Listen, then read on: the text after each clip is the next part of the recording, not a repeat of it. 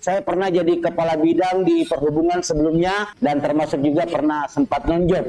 Kalau kolam yang tadi saya tertarik ini Pak, kalaupun Bapak ngomong lagi ke saya, kolam yang dimaksud itu secara finansial atau mentalnya Bapak down waktu itu atau bagaimana? Oh, satu paket kayaknya ya, satu paket.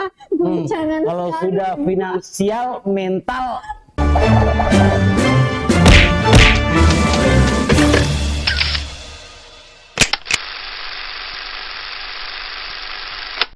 Beliau merupakan Kepala Dinas Perhubungan Kabupaten Wajo, yaitu Bapak Andi Hasanuddin SOS MSI.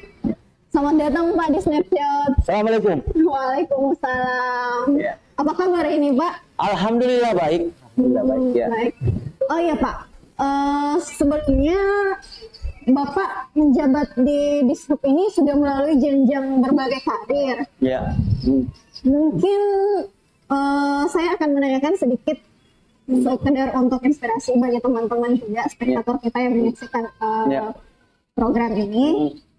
Kalau mungkin bisa Bapak ceritakan selama menjabat di Dishub ini jenjang karir yang saya tahu itu mulai dari lurah, camat, sekcam, pernah juga jadi sekretaris di dinas tertentu ya Pak? Iya, betul. Bisa mungkin diceritakan sedikit Pak? Baik, terima kasih. Beberapa tempat tugas telah saya lalui berkarir di Wajo tercinta ini, diawali dengan pelaksana tugas sekretaris lurah, lalu menjadi pelaksana tugas lurah di Salomen Ralong, kemudian menjadi lurah di Atakai, dan pindah ke wilayah sekitar sini, Lurah Tendopo. Lalu saya pernah jadi kepala bidang di perhubungan sebelumnya, saya pernah jadi kepala Kasubag Penegakan Perda di Satuan Polisi Pamung Praja, lalu pernah menjadi kepala bagian sumber daya alam di Sekretariat Daerah. Saya juga pernah menjadi sekretaris di Dinas Kependudukan dan Catatan Sipil. Saya pernah jadi sekretaris camat di Sabamparu, pernah camat di Pamana. Ya. Alhamdulillah ya. Dan termasuk juga pernah sempat nonjob. Nah, Pernah sempat nonjob? Iya. Itulah dinamika. Waktu itu setelah posisi apa Pak? Kok bisa nonjob? Dari camat, ya. Itulah dinamika kehidupan kita di pemerintahan. Kita jika memang harus mendapat pembinaan, kita harus mendapat pembinaan. Kalau boleh tahu berapa lama nonjobnya Pak? Cukup lama. Berapa tahun itu? Ya, sekitar 2-3 tahun lah. Nah, cuman karena melalui proses itu kita bisa mendapatkan pendewasaan lagi, kita bisa mampu mengintrospeksi diri, kesalahan dan kekurangan yang kita miliki untuk kembali berbenah, bisa menjadi yang lebih baik lagi. Kehidupan pernah nonjob itu 2 tahun. Bisa mungkin Pak diungkapkan juga ke kami ini, apa sih suka dukanya menjadi seorang pawang? Ya, suka dukanya tentu saja jika kita berada di garda terdepan seperti lurah, hukum yang berlaku adalah kita akan berhadapan langsung dengan masyarakat dengan berbagai dinamika kehidupan, persoalan-persoalan itu, bahkan selembar daun yang jatuh di wilayahnya kita pun kita harus tahu. Yang lebih mirisnya lagi jika harus mengurusi hal-hal yang sampai ke persoalan rumah tangga di kelurahan. Jadi mulai dari masyarakat bangun tidur, lalu tidur kembali adalah tanggung jawabnya kita. Masyarakat kita ini bangunnya cuci mukanya pakai apa, mereka mau bertani pupuknya apa ada, mereka mau bekerja apakah sarananya siap, dan seterusnya. Berarti Bapak ini sosok yang sangat mengayomi masyarakat sekali ya Pak? Tuntutan tugas mengharuskan demikian. Tugas mengharuskan demikian. Tapi terlepas dari itu semua, tanggung jawab Bapak, saya dengar-dengar nih, Bapak katanya suka motor trail. Betul tidak Pak? Ya, alhamdulillah demikian. Saya dan beberapa teman-teman termasuk Bapak Kapolres sekarang lebih menyempurnakan hobi kami di sini karena beliau sangat mendukung. Itulah olahraga yang cocok untuk orang-orang seusia kami. Kalau boleh tahu sejak kapan Pak jatuh cinta sama motor trail? Jatuh cinta dengan motor trail sebenarnya sejak kecil, cuman karena belum mampu beli. Nah, nanti sudah dapat pekerjaan, sudah punya penghasilan sendiri, baru bisa beli sendiri, ya saatnya lah sekarang mau menikmati. Bisa dibilang ini ya, ajang balas dendam ya Pak untuk hasrat yang terpendam. Iya, balasnya sekedar penyaluran hobi Iya, saja, betul. penyaluran hobi saja. Tapi ngomong-ngomong Pak, Ya. Bapak suka motor trail. Ya. Bapak gabung tidak sama komunitas motor trail? Ya, Apa ya. itu Pak? Saya bernaung di bawah Wajo Solidaritas Trail Community atau yang disingkat dengan Wastrak, ya. Kami berdiri sudah lama di sini dan cuman karena kondisi pandemi ini sehingga event-event yang ada belum dibolehkan. Jadi terpaksa kami sering-sering hanya bermain lokalan di dalam wilayah Kabupaten Wajo saja. Komunitas Bapak ini anggotanya ada yang terdiri dari birokrat juga, Ya, dari berbagai kalangan. berbagai kalangan. Mulai dari pengusaha, rakyat biasa, TNI, Polri, jaksa, pegawai negeri dengan berbagai tingkat usia. Ya. Biasanya kan Pak kalau komunitas seperti itu sering mengadakan touring. Ya. Bapak kalau boleh tahu sudah kemana saja? Kami bukan seperti remaja motor NMAX yang touring di jalanan ya. Kami event-event yang ada di tiap-tiap kabupaten. Saya sudah sampai kemana-mana. Saya sudah pernah ke Selayar, ya, Sidrap beberapa kali. Kalau bukan karena event-event motor trail ini mungkin kecil harapan bisa mengetahui wilayah-wilayah lain. Jadi kami sering ke daerah-daerah pelosok, daerah Bone, Selayar, Sidrap, Polmas, dan sebagainya. Ya. Tapi kan Pak, Bapak ini di tengah kesibukan masih menyempatkan waktu untuk ikut momen-momen kebersamaan dengan anggota komunitas. Ya. Pernah tidak sih Bapak mengalami kesulitan mengatur waktu? Atau pernah tidak Bapak mengalami insiden yang tidak mengenakan, jatuh misalkan Ya. atau apa? Alhamdulillah untuk kegiatan event trail ini selalu rutin dilaksanakan di hari Sabtu. Ya, Jadi kami pegawai negeri biasanya Jumat pulang kantor, jalan ke kabupaten lain di mana event itu dilaksanakan. Kami main di hari Sabtu, Sabtu pulang, Minggu istirahat, Senin kami beraktivitas lagi berkantor. Ya. Selain hobi motor trail, saya juga dengar-dengar Bapak hobi musik. Sekedarnya ya. Bapak merendahin Nah, sebagai remaja yang tumbuh hidup di pinggir jalan waktu semasa pendidikan, ya itu merata lah begitu. Standar lah, standar. Tapi kalau boleh saya tahu, karena ada kabar juga katanya Bapak sering menghibur di acara-acara pernikahan. Itu maksudnya Bapak menyanyi atau sekedar memainkan alat musik? Selama lagu itu ada tulisannya, saya bisa menyanyi. Oh bisa Ya, dong Pak. karena menghafal itu yang susah. Kalau membaca ya insya Allah bisa. Ya. Lagu yang paling sering dibawakan? Lagunya sih itu saja. Judulnya apa? Saya kadang senang di Wali, senang di Jamrut, senang di Michael yang Turok, ya, apa sajalah yang standar-standar. Bisa Jamrut ya Pak? Jamrut saya 30 menit hafal. 30 menit luar biasa. Ini Bapak sudah menceritakan sedikit tentang karir tadi, hobinya juga sudah saya tanya-tanyakan. Ini saya mau masuk nih Pak ke ranah amanah Bapak sebagai Kadis Dispop. Kalau boleh tahu, sebenarnya apa sih Pak tugas utama, peran maupun fungsi dari dinas perhubungan itu? Dinas Perhubungan kami ini tugas pokoknya adalah menjamin keselamatan dan kenyamanan masyarakat dalam bertransportasi. Jadi segala bentuk dan hal yang berkaitan dengan transportasi menjadi tanggung jawab kami. Oleh sebab itu, keselamatan pengendara, kenyamanan pengendara itu menjadi urusan kami, termasuk parkiran, sarana prasarananya dan sebagainya. Oh, berarti intinya di sub ini mengatur akses yang Segalanya. segala penjuru di lingkup Iya. kerjanya. Iya. Oh iya. Saya masih penasaran sama Ya. sosok Bapak ini. Ya. Tadi sudah dijelaskan peran dan fungsi di sub. Iya. Selama menjabat di sub ini, permasalahan yang paling kompleks atau sering muncul, Pak? Setahun menjabat di Dinas Perhubungan ini, persoalan yang sering kami hadapi adalah kesemrawutan perparkiran. Nah, hal ini memang setelah kami telaah lebih jauh disebabkan oleh banyak faktor. Dari produksi kendaraan-kendaraan setiap tahunnya itu sangat besar. Kemudian paradigma masyarakat ya, yang selalu berkembang.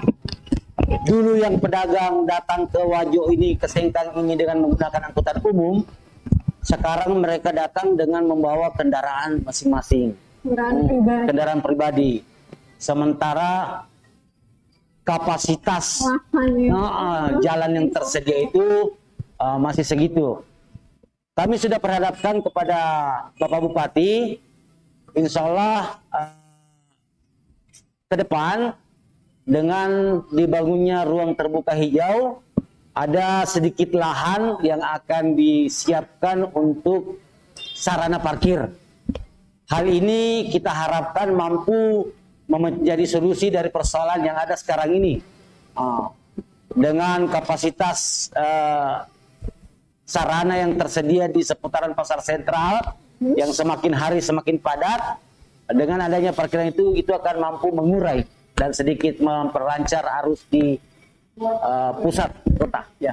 Dibahas masalah pasar sentral, saya dengar juga banyak keluhan dari masyarakat. Ya. Kalau katanya di area itu memang padat kendaraan, lahan sempit sehingga sering terjadi macet, Pak. Iya. Sejauh ini solusinya kan baru sekedar dicanangkan untuk lahan terbuka hijau. Iya. Nah, kalau untuk sekarang realisasinya meminimalisir kemacetan itu apa? Upaya yang kami lakukan selama ini adalah selalu mendisiplinkan masyarakat agar supaya parkir mobil ditempati mobil, parkir bemor ditempati bemor, arena bongkar muat tidak ditempati untuk parkiran. Namun hal ini tentu saja harus senantiasa selalu kami jaga. Masyarakat kita pasti ada yang bandel, ada yang ini, dan kemudian definisi dari macet yang ada sekarang ini bukan macet yang berhenti sampai sekian lama. Jika ada kendaraan yang ingin keluar dari parkirannya, itu tentu saja otomatis akan menimbulkan kendaraan lain harus berhenti sejenak. Hal inilah yang selalu diasumsikan dengan macet. Padahal mereka hanya untuk mundur sebentar lalu berjalan lagi, bukan macet yang tidak bergerak seperti di kota-kota besar lainnya. Itu. Tapi teman-teman kami di lapangan selalu terbiasa beroperasi untuk mengurai kemacetan dan berbagai upaya penataan arus kami selalu upayakan dengan senantiasa selalu berkoordinasi dengan pihak Lantas Polres Wajo. Ya. Kalau misal yang dimaknai sebagai macet itu kalau yang lumpuh total, Pak, sementara di sentral itu kata Bapak hanya berhenti, terus di belakangnya juga ikut terhenti. Bukankah itu pengaruh dari sempitnya juga ya jalannya, Pak, sehingga tidak bisa parkir di samping, jadi mobil yang di belakang hanya bisa di belakang juga untuk menunggu. Jika kendaraan parkir serong, mereka mau mundur, kendaraan yang di belakangnya ini tertahan lajunya. Kalau saja ruas jalan itu lebar, mungkin tidak harus berhenti. Cuman karena ruas jalan kita ini terbatas, maka pengendara di belakangnya itu harus berhenti sejenak sambil pengendara lain berjalan. Di sini kami akan terus berupaya untuk selalu menghindari hal-hal itu dan mempersempit sebisa mungkin kondisi-kondisi yang seperti itu. Ya. Tadi juga Pak, saya penasaran sama lahan terbuka hijau itu. Sudah ada gambaran rancangan dibangun di mana, berapa luasnya, estimasi biaya? ruang terbuka hijau nanti insya Allah akan dibangun di Terminal Calacu. Terminal Calacu. Terminal Calacu nanti akan direlokasi ke Terminal Sawiri Gading. Oh ya. Yang menjadi kantor kami sekarang, dan di sana akan menjadi ruang terbuka hijau. Diharapkan menjadi Bapak Bupati berkeinginan lokasi tersebut menjadi tempat berwisatanya masyarakat, tempat jogging, tempat berolahraga, dan berkumpul bersama keluarga.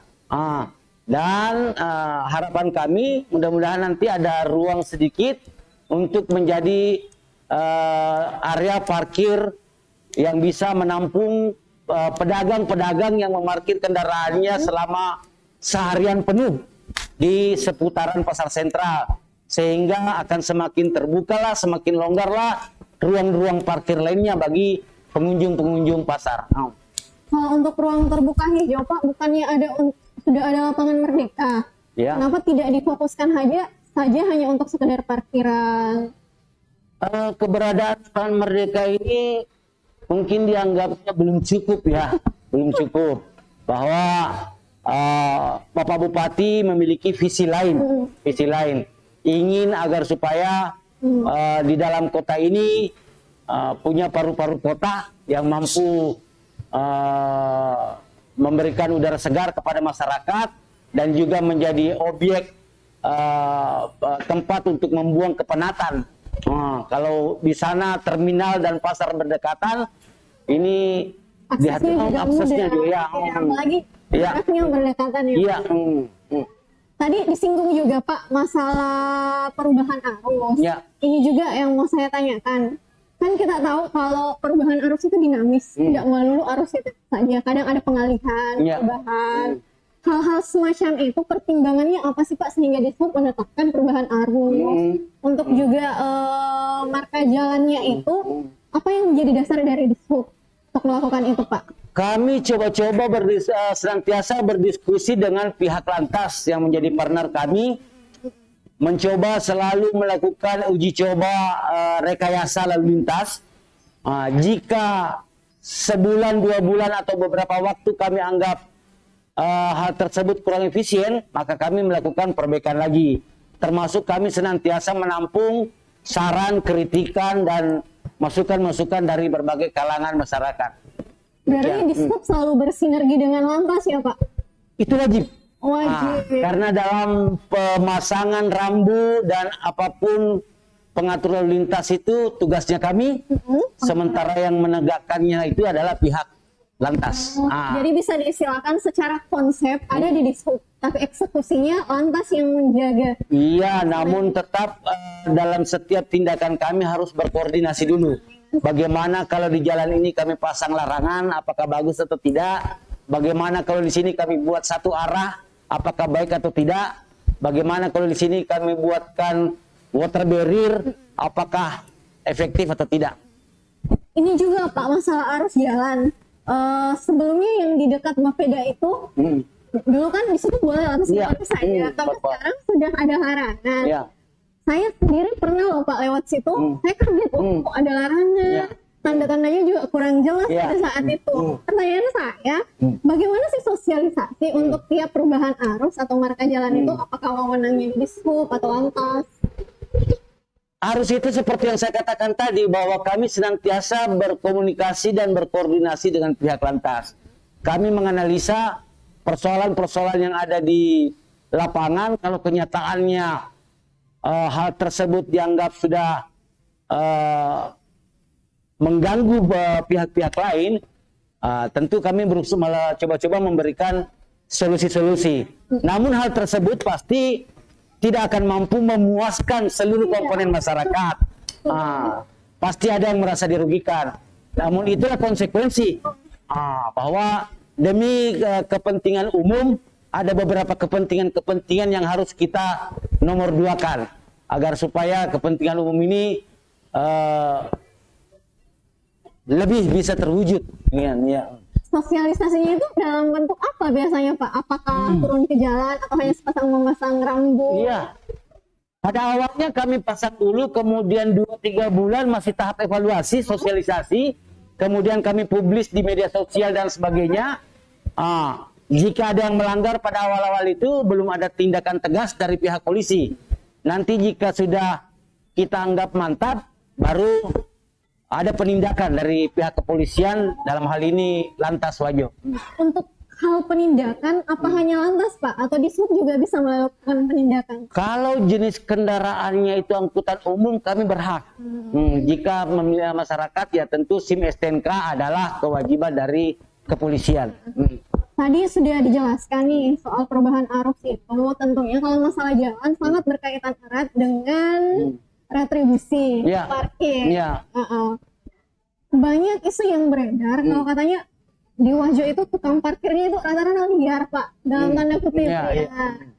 Nah, yang jadi pertanyaan untuk Bapak ini sebagai pucuk pimpinan yang berada di atas yang menguasai semua itu, apakah Bapak tahu siapa-siapa saja yang melakukan parkir secara resmi di bawah naungan Bapak, atau memang kadang ada loss terhadap oknum-oknum yang nakal ini yang memungut retribusi? Ya, petugas parkir yang ada dan terdaftar di kami dibekali dengan surat tugas. Kemudian kami bekali dengan rompi dan ID card. Meskipun sering saya tegur di lapangan, kenapa rompinya tidak dipakai, katanya gerah, kepanasan. Kenapa ID card-nya tidak dipakai, katanya ketinggalan. Namun itulah cara kami untuk mendata siapa-siapa orang yang kami pasang pada area-area parkir tersebut. Dan ini itulah yang legal karena dibekali dengan surat tugas. Apakah memungkinkan Pak atau pernah terjadi kasus ada oknum yang memalsukan rompi, ID card atau bahkan surat tugas itu? Iya, setahun saya di sana, di sini di Dinas Perhubungan, saya belum menemukan hal-hal seperti itu ya. Kalaupun ternyata ada petugas-petugas lapangan yang bandel, sejauh ini laporan yang saya terima paling mereka memungut retribusi tanpa memberikan karcis kepada pengendara, dan hal itu terus kami ingatkan kepada petugas-petugas kami di lapangan. Ya. Kalau misalkan juru parkirnya itu memungut iuran tanpa ada tanda terimanya itu, apakah itu sesuatu yang dianggap wajar atau ada juga sanksinya? Sebenarnya itu tidak wajar, legal. Cuman kami tentu saja punya keterbatasan untuk memantau mereka. Kecuali jika kami sudah menerima laporan, maka petugas tersebut akan kami panggil untuk dibina, dan jika sudah berulang, kami akan melakukan pemberhentian. Ya. Jadi tahapnya itu mereka dibina dulu ya? Ya. Terus secara halus? Iya. Terus ada sanksi pemberhentian? Pemberhentian, ya. Karena pemberdayaan masyarakat sebagai wujud dukungan kami terhadap perekonomian, agar supaya pemerintah ini memberikan lahan-lahan pekerjaan kepada warga-warga kita yang mungkin memiliki keterampilan terbatas. Terus Pak, kalau misalkan ini memang pemberdayaan, pertanyaannya sudah seberapa banyak masyarakat yang diberdayakan atau dijadikan juru parkir? Ada tidak datanya? Kami punya ya. Jadi kalau untuk di se-Kabupaten Wajo ini, yang tercatat di kami itu sekitar 50-an ada. 50-an ada. Di beberapa titik-titik dalam Kabupaten Wajo. Ya, karena di tiap-tiap pasar di seluruh kecamatan ada, meskipun pasarnya tentu tidak tiap hari. Ada juga pasar yang bukanya hanya 2 kali seminggu, ada yang sekali seminggu. Dan itu mereka tetap harus terdaftar di kami. Pak, di luar dari pekerjaan sebagai dishub, sebenarnya ini sesi yang sangat menggugah ini. Kan tadi Bapak bilang di awal, Bapak punya kisah kelam sebelum menjabat sebagai kadis. Bisa tidak di-share? Kenapa itu? Bisa tidak di-share bagaimana sih kisah kelam yang Bapak maksud? Itu sesuatu yang bisa dirasakan oleh siapapun juga. Ya, mungkin saya kebagian saja. Dan ini bisa menimpa siapa saja. Dan itu kita harus ambil sisi baiknya, hikmahnya, bahwa kita harus selalu mampu lebih baik daripada hari-hari kemarin. Itu menjadi koreksi bagi pribadi kami masing-masing. Dengan harapannya. Masa kecil Pak, memang yang dimaksud kelam itu kisah semasa kecil atau sewaktu yang non job itu? Ya, relatif sih ya, relatif. Mau dibilang kelam, alhamdulillah sampai saat ini saya masih bisa jadi pegawai negeri, alhamdulillah. Kemudian insya Allah kita akan berkompetensi dengan teman-teman seprofesi lainnya. Tapi ya itu tadi, kita berharap kita semakin hari bisa semakin baik. Betul. Kalau kelam yang tadi saya tertarik ini Pak, kalaupun Bapak ngomong lagi ke saya, kelam yang dimaksud itu secara finansial atau mentalnya Bapak down waktu itu atau bagaimana? Oh, satu paket kayaknya ya, satu paket. Jangan Kalau sekali. sudah finansial, mental bakal ikut ya, bakal ikut. Tapi Bapak hebat, bisa berada di posisi ini. Bagaimana kiat-kiatnya Pak? Iya, maunya Tuhan barangkali, maunya Tuhan. Kalau sudah Tuhan punya mau, ya ada saja jalannya. Aduh, dibarengi. Ya, ada saja jalannya. Kita manusia hanya tahu berusaha saja. Di lain tangan ajaib atau kuasa Tuhan ini. Ya. Saya orang yang yakin kalau tentu peran serta orang tua selalu terlibat dalam kesuksesan. Mungkin Bapak pernah mengingat atau ada satu pesan orang tua yang selalu Bapak pegang sampai hari ini? Ya, almarhum Bapak selalu menitik beratkan untuk tidak menaruh harapan besar kepada sesama manusia. Karena manusia itu Sering mengecewakan. sewaktu-waktu bisa berubah tanpa ada pemberitahuan terlebih dahulu. Ya, hari ini mungkin baik, beberapa jam kemudian bisa saja berubah. Makanya kita cobalah percaya dengan diri sendiri, selalu berusaha dengan berbuat yang baik, selalu meningkatkan kapasitas dan potensi diri. Kembali ke permasalahan isu. Ya. Tadi saya belum terlalu kalau untuk tukang parkir itu kata Bapak ada 50-an lebih yang tersebar di skala Wajo di pasar-pasar tertentu. Nah, induk pasar di Wajo itu kan sentral Pak. Di sentral itu juru parkirnya itu apakah legal, sah, atau bagaimana itu Pak statusnya? Sah. Itu tadi. Yang mereka dibekali dengan surat tugas, ID card, dan rumpi. Berapa juru parkir di tempat untuk di pasar sentral? Tidak merata di setiap sisi. Tidak merata. Tergantung dari tingkat kepadatannya. Karena kami tidak bisa mematok bahwa satu juru parkir menguasai sekian meter. Karena bisa saja ada titik yang lokasinya sangat padat, ada juga yang lokasinya lenggang begitu. Jadi tergantung dari tingkat kepadatan. Tapi pemilihan juru parkir itu apakah melalui pelatihan dulu atau dipilih saja serta-merta? Pemberdayaan masyarakat seperti yang kami sampaikan tadi, bahwa tentu kita karena jika menggunakan anggota kami tentu terbatas ya. Mana yang harus tugas berpatroli, mana yang harus tugas di kantor, mana yang harus standby, mana yang harus ini. Jadi yang menjadi koordinator tetap teman-teman kami di lapangan. Adapun petugasnya ya kita coba merekrut masyarakat-masyarakat yang mungkin memiliki ini. Terlepas dari pasar sentral Pak, Ya. Bapak menaungi berbagai titik. Ya. Saya mau bergeser untuk menanyakan masalah pelabuhan. Sana ada tidak yang ditempatkan juga sebagai juru parkir? Bagaimana retribusi di sana, akses ke sana? Di pelabuhan itu kami memiliki 31 pegawai di sana. Banyak. ASN-nya ya. Ada 3 ASN-nya kami di sana. Dan itu mereka memiliki berbagai tugas yang berbeda. Mulai dari jaga palang, kemudian parkiran, kemudian yang melayani loket, sampai yang mengurusi kendaraan mulai dari tempat parkir sampai ke atas kapal. Itu cuma satu pelabuhan ya Pak, 30 orang? Satu. Kami di Pelabuhan Bangsalai saja. Bangsalai. Ya. Kalau untuk di Wajo sendiri berapa pelabuhan sih sebenarnya Pak? Pelabuhan yang berfungsi aktif sekarang ini hanya Bangsalai. Adapun dermaga di Cendranai sekarang masih berproses karena perkembangan terakhir belum jelas Cendranai itu asetnya siapa. Tapi di sana sudah ada anggota yang ditempatkan atau sejauh ini belum ada? Sejak hal itu diambil oleh pemerintah provinsi, anggota kami tarik. Dan sekarang katanya pernah dibesarkan ke pusat, lalu pusat mengembalikannya ke provinsi, namun mungkin karena ada hal di urusan pencatatan, jadi akhirnya kita sekarang masih mencari tahu Candrana ini asetnya milik siapa. Jadi itu kejelasan statusnya sudah ada patokan waktu akan diketahui dalam waktu ini atau masih? Insya Allah dengan bapak-bapak anggota Dewan yang terhormat, terkhusus dari Komisi 3, kami akan terus mencari tahu.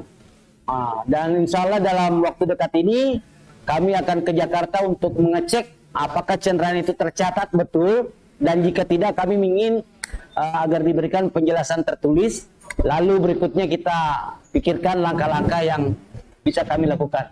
Ke Jakarta, maksudnya di swap yang ke Jakarta, Pak? Iya, ya, karena Candrana ini juga tidak tercatat di aset provinsi. Di aset kita juga tidak tercatat. Jadi kalau memang Jakarta menganggap ini juga bukan asetnya pusat, mungkin kami akan minta penjelasan tertulis dengan kesaksian bapak-bapak dari anggota Komisi 3 DPR. Ya, betul, Pak. Kembali lagi, Pak, ke permasalahan di swap. Ya. Saya pernah membaca beberapa hari yang lalu ada status orang yang mengatakan kurang lebih begini statusnya, Pak. Katanya anggota di swap di Salo Buloe ada yang melakukan penilangan kepada oknum supir truk. Penilangannya itu serta-merta dan dianggap itu sebagai kasus pemerasan. Mohon maaf ini. Ya, mari ya. Tidak pemerasan.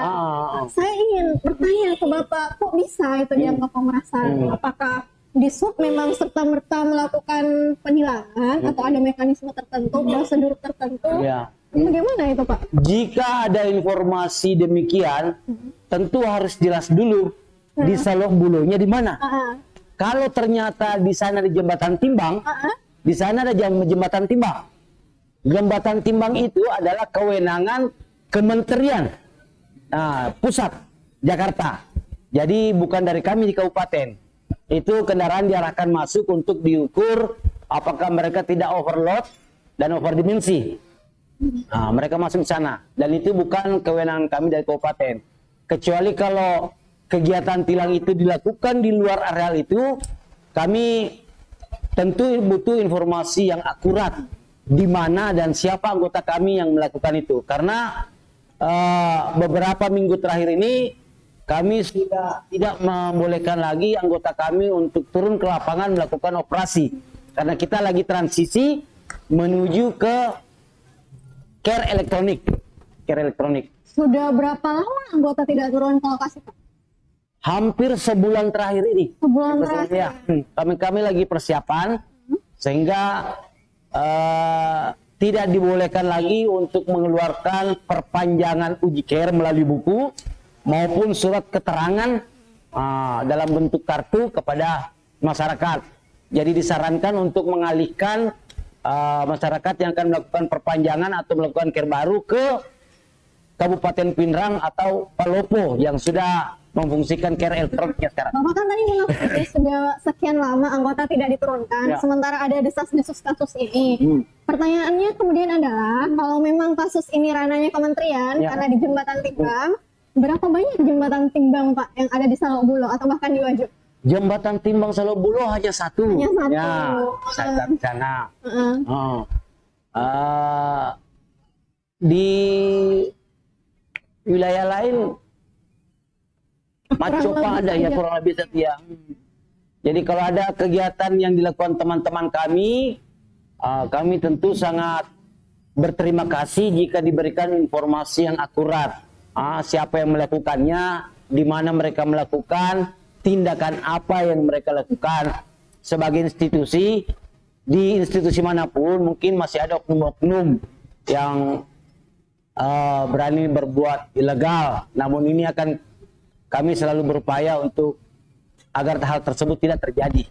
Tadi Bapak bilang kalau di sub ini bisa melakukan kegiatan kepada kendaraan.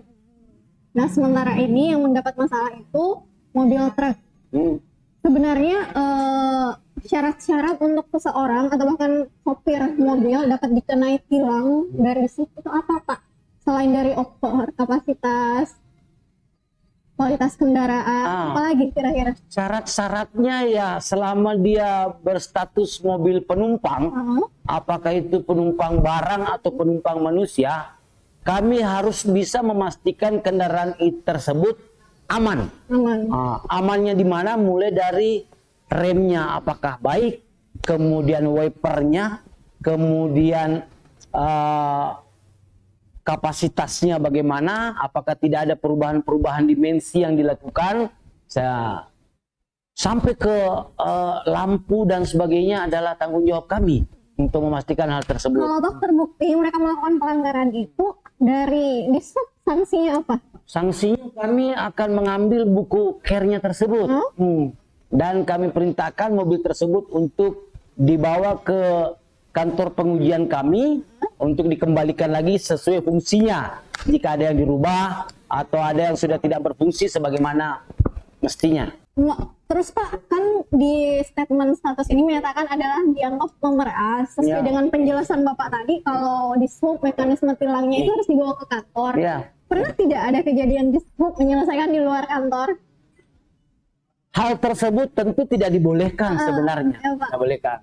Namun jika itu terjadi, kami minta partisipasi dan kerjasama masyarakat untuk menyampaikan ke kami. Jika ada anggota kami yang berani melakukan hal-hal tersebut di lapangan. Karena saya sebagai pimpinan dan beberapa jajaran pimpinan di kantor dinas perhubungan tentu punya keterbatasan untuk memantau, mengikuti teman-teman. Jadi peran serta partisipasi masyarakat di sini sangat kami butuhkan. Misal ini Pak, ada masyarakat yang mengadukan secara detail, anggota Bapak melakukan tindakan demikian. Tindakan dari Bapak untuk anggotanya apa, Pak? Tentu kami akan menjatuhkan sanksi, ya. Sanksinya apa itu? Sanksi terendah tentu saja kami melarang mereka untuk keluar beroperasi dulu. Kemudian bagian kepegawaiannya kami akan melakukan sanksi-sanksi kepegawaian. Dan jika memang sudah berulang dan kami anggap tidak bisa untuk dibina lagi, mungkin akan kami berhentikan dari tugas tersebut. Ya. Ini statement untuk meyakinkan masyarakat, Pak. Soalnya anggapan memeras itu tolonglah membuat kabur fungsi dari Dishub. Jadi itu tadi, tolong kami diinformasikan. Sekarang kan media sudah banyak ya. Kalau kita bandingkan dengan wewenang Lantas, Pak, Lantas melakukan hal semacam itu, penilangan, apakah bisa koordinasi dengan Bapak, atau dia bisa semerta-merta, atau bahkan Bapak juga bisa melakukan hal semacam itu? Kami harus setiap melakukan kegiatan tentu harus mendapat pendampingan dari Lantas ya. Meskipun dalam pelaksanaan tugasnya kita memiliki kewenangan yang berbeda. SIM dan STNK merupakan tanggung jawab Lantas, kemudian buku uji adalah kewenangan kami. Namun kami tetap harus dalam melaksanakan hal tersebut harus senantiasa didampingi oleh pihak Lantas. Jika tidak ada Lantas dekatnya itu ilegal. Itu ilegal. Tapi informasi itu sudah sampai di Bapak, sudah diusut atau hanya sebatas angin lalu? Kalau teman nakal di lapangan itu saya belum pernah dapat laporan, seringnya bukti otentiknya saya belum ini. Mereka melakukannya di mana, yang dilakukannya apa, itu yang belum ini. Kalau yang ngambang itu ada pegawai perhubungan yang melakukan ini di sini, ya sering, tapi siapa yang melakukannya, di mana apa yang dilakukannya itu belum. Laporan otentik. Yang Bapak maksud laporan otentik itu apakah ada format yang harus diisi atau hanya mencantumkan identitas oknum yang dianggap? Ya, cantumkanlah ke kami bahwa tindakan apa yang anggota kami berikan yang dianggap melanggar. Oknumnya itu mereka kan punya papan nama ya, baca papan namanya. Kalau boleh fotokan ke kami, kirim ke WA kami punya pos pengaduan. dan pelayanan di samping kantor Bank BPD. Boleh datang ke sana atau melalui Facebook juga kami ini, meskipun yang penting si pelapor ini jelas orangnya, bukan menggunakan anonim, bukan tidak jelas yang melapor ini siapa. Jadi susah untuk kami konfirmasi. Mungkin kita minum lagi. Mari. Setelah dinamika kasus-kasus tadi, Pak, saya kembali lagi ke tupoksi Bapak sebagai pimpinan. Tadi Bapak bilang berapa bulan menjabat? 1 bulan. Setahun.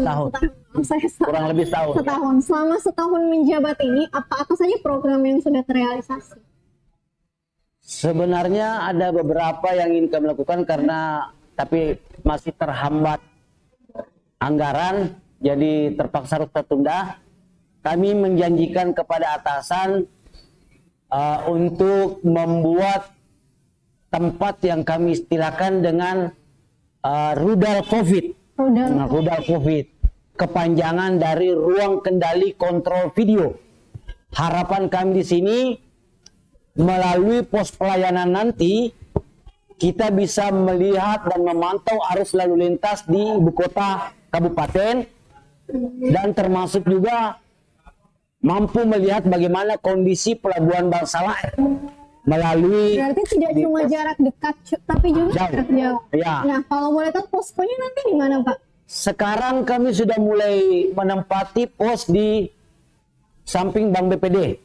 Di sana kami tulisi sebagai pos pelayanan dan pengaduan. Dengan harapan masyarakat yang butuh pelayanan atau yang akan melakukan pengaduan tidak perlu jauh-jauh lagi ke Jalan Sewiri Gading.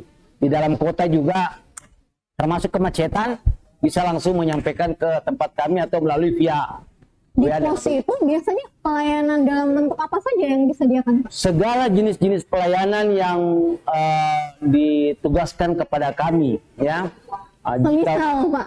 Ya, semisal jika ada yang akan melakukan penutupan jalan, umpamanya ada yang berduka, ada yang berkabung, terpaksa harus menutup jalan, bisa berkoordinasi dengan kami sehingga kami bisa melakukan pengalihan arus supaya masyarakat pengguna jalan yang lainnya tidak merasa terganggu. Ya. Misal seperti pengantin juga, event-event tertentu. Ya, hanya saja dengan kondisi pandemi ini kami tidak boleh mengeluarkan izin secara tertulis, tidak boleh membenarkan itu. Namun jika hal-hal yang sifatnya berduka atau apa sebagainya yang terpaksa masyarakat harus menutup jalan, jika berkoordinasi dengan kami secepatnya, maka anggota kami akan arahkan ke sana untuk bisa melakukan pengalihan arus agar pengguna jalan yang lain tidak merasa terganggu. Tidak boleh mengeluarkan izin tertulis. Ya. Bukannya ini agak kontradiksi, Pak. Di satu sisi kita mewadahi kepentingan masyarakat, di sisi lain tidak boleh. Nah, yang dibolehkan itu semacam acara-acara seperti apa saja? Apapun yang bisa berpotensi untuk menimbulkan kerumunan tidak dibolehkan. Tidak dibolehkan. Karena dengan kondisi COVID ini, ya. Jadi dulu kami memberikan pengantar untuk penutupan jalan. Jadi masyarakat datang ke kami memberikan pengantar rekomendasi untuk dibawa ke lantas untuk penutupan jalan. Dengan kondisi pandemi ini sudah ada penegasan untuk tidak boleh memberikan izin apapun yang sifatnya bisa berpotensi menimbulkan keramaian. Tapi kalau yang tadi Bapak maksud dengan berkabung atau ada yang orang meninggal, itu izinnya bagaimana, Pak? Tetap berkabung tidak perlu pakai izin.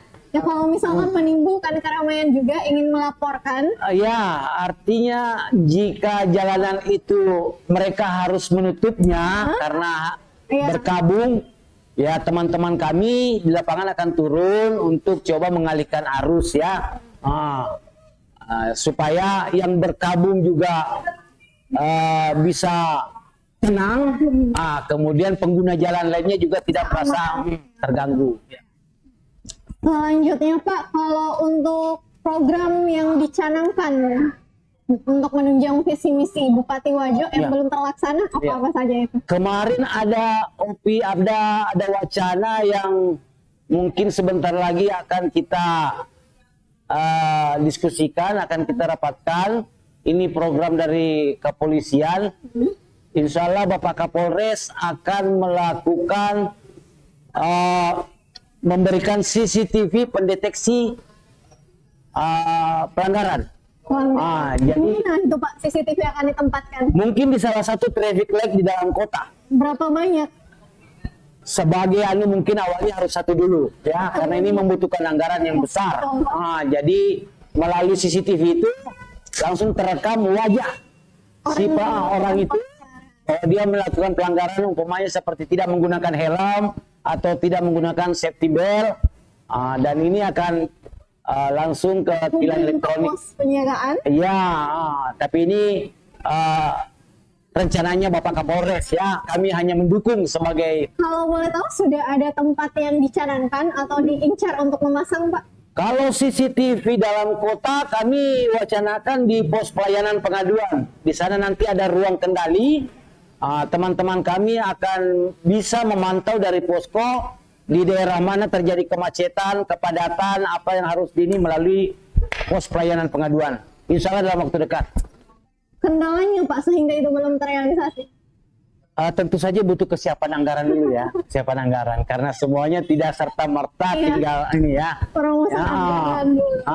Jadi kami harus memohon izin pimpinan, memohon izin Bapak Bupati, Bapak Wakil Bupati, agar mungkin bisa dianggarkan di perubahan nanti. Berbicara masalah anggaran, Pak, Ya. saya masih tertarik untuk menyodorkan ke Dishub. Kalau boleh tahu, perihal anggaran, sebenarnya retribusi yang masuk ke kas daerah dalam hal parkir itu berapa persen kira-kira, Pak? Untuk parkiran saja 200 juta 200 juta. per tahunnya. Total pendapatan asli daerah yang harus kami setorkan ke kas daerah sebesar 1,4 miliar. 1,4 miliar. 1,4 miliar. Ini Apakah yang itu total yang sudah dimaksimalkan atau ya itulah hanya target sebatas, yang itulah target yang sudah kami sepakati dengan DPR, dan ini menjadi PR-nya kami. Mudah-mudahan target tersebut bisa kami capai. Ya. kalau untuk kedepannya Pak targetnya berapa? Apakah masih segitu atau ditingkatkan lagi? Itu untuk tahun ini ya, untuk tahun ini. Sampai dengan bulan 3 ini sudah hampir 20% realisasi kami. 20% di bulan 3 ini. Mudah-mudahan dalam waktu akhir tahun nanti target yang ditetapkan bisa kami penuhi. Kendala terbesar untuk mencapai target, Pak? Kendalanya sekarang ini karena transisi dari pengujian kendaraan dari manual ke elektronik ini. Jadi sudah hampir sebulan ini teman-teman kami tidak memasukkan PAD. Karena mereka tidak boleh turun lagi ke lapangan. Kemudian ada seperti yang kita bicarakan tadi, izin penutupan jalan. Itu juga tidak boleh dikeluarkan. Kemudian kegiatan jemaah haji. Itu juga ada target PAD-nya. Kalau tidak salah sebesar 13 juta. Itu nyaris hilang karena tahun ini sudah dari sejak tahun kemarin tidak ada pemberangkatan jemaah haji. Kalau itu tadi permasalahannya Pak, kendala. Nah, langkah-langkah untuk mengoptimalkan target ini. Kami menggenjot sektor-sektor lain, ya, sektor-sektor lain ya. Retribusi kepelabuhanan, retribusi parkir, dan kami akan berupaya secepatnya bisa merealisasikan uji kir elektronik sehingga kami punya cukup waktu untuk mencapai target PAD yang ditetapkan. Terakhir mungkin ini Pak, bisa Bapak berikan harapan mungkin ke masyarakat? Apa sih harapan terbesar Bapak selaku Kadis Perhubungan? Iya. Harapan saya sebagai Kepala Dinas Perhubungan Kabupaten Wajo tentu meminta dengan sangat kepada masyarakat agar senantiasa memperhatikan keselamatan dan ketertiban berkendara ya. Janganlah merubah-rubah bentuk kendaraan, kemudian memastikan segala kelengkapan kendaraan itu bisa berfungsi dengan baik dulu sebelum melakukan kegiatan bertransportasi. agar supaya baik si pengendara maupun penumpangnya bisa selamat, termasuk di seputaran pasar sentral dan sekitarnya. Banyak kepentingan di dalamnya, ada kepentingan pedagang, ada kepentingan Pak Bemor, dan pengunjung pasar. Tentu butuh kesepahaman ya, supaya kita masing-masing bisa tetap melakukan aktivitas secara nyaman dan lancar. Terakhir Pak, kebetulan ada tradisi di program ini, sebelum meninggalkan tempat dan sesinya berakhir, Bapak harus memberikan harapan untuk program yang berlangsung ini. Apa kira-kira Pak programnya? Boleh saya rekam? Harapan saya kegiatan seperti ini sesuatu yang baru ya. Baru, dan ini luar biasa sekali. Kita bisa, mungkin berikutnya kita bisa lebih maju lagi, bisa langsung berinteraksi dengan masyarakat, dan kegiatan seperti ini kedepannya bisa lebih ditingkatkan lagi. Ini yang merupakan sarana kami bagi pemerintah untuk memberikan informasi-informasi ke masyarakat. Ya, deh.